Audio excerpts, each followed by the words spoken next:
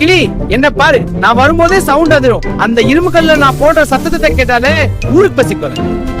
மென்மையா சிரித்துக்கிட்டே சத்தம் போட்டா மட்டும் போதுமா கொச்சு? சத்தம் இல்லாம சாதிக்கணும். நீ என்னடான்னா வாழை இலைக்குள்ள ஒளிஞ்சுக்கிட்டு வர்ற? உள்ள இருந்து பயமா? வெளியே வா பாக்கலாம்.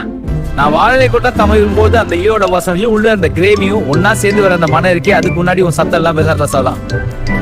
அடப்பப்பா, எனக்கு இருக்கிற அந்த மசாலா நெடி, அந்த பொடி பொடியா நறுக்கிற வெங்காயம், இதெல்லாம் சேர்ந்து ஒரு வாயில வைக்கும் போது வர சுகமே தனி. நான் ஒரு பேக்கேஜ் சிக்கனோ மட்டனோ அந்த பரோட்டாவோட ஊறி பஞ்சு மாதிரி மென்மையா மாதிரி இலைத்தட்ட திறந்த உடனே ஆவி பறக்க வர அந்த அழகே ஒரு தனி கலை. இது சரி சரி, ரொம்ப சீன் போடாத.